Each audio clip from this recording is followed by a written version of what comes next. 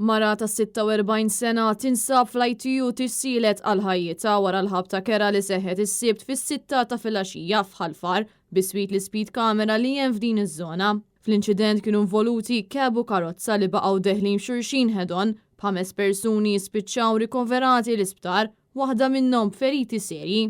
Fil-post issejħet l-assistenza tal-Pulizija kif ukoll 3 ambulanzi u membri mid-Dipartiment tal-Protezzjoni Ċivili. Fil-fatt l-uffiċjali tas-CPD intervjenew mal-ewwel biex joħorġu lil vittmi nqabdu fil-karozzi.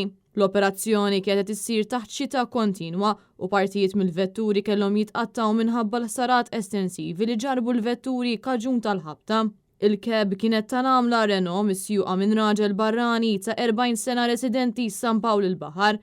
Fil-waqt li karozza l-oħra kienet tal-għamla Mercedes, din kienet misjuqa minn raġel ta' 29 sena residenti l-Fgura u miegħu kellu passiġġiera ta' 31 sena minn Santa Venera. Fil-keb kien hemm żewġ passiġġieri, il-mara ta' 46 sena li weġġet serjament u raġel ta' 47 sena, it-tnejn residenti ħalsafi. Ix-xufier tar-Renault, ir-raġel ta' 47 sena u l-mara ta' 31 sena kienu ċertifikati biġrieħi gravi. Bil-każ ġie infurmat il-Maġistrat tal-Għassa Noel Bartolo illi jordan issir inkjesta u ħatar diversi esperti. L-investigazzjonijiet tal-Pulizija għadhom għaddejjin. Dan kien it-tieni inċident ikraħ f'din it-triq f'temp ta' 9 tiem. Fil-fatt fit-19 ta' Jannar sewwieq ta' trak spiċċa l-ITU wara ħabta ħedon f'din iż-żona ta' Ħalfar.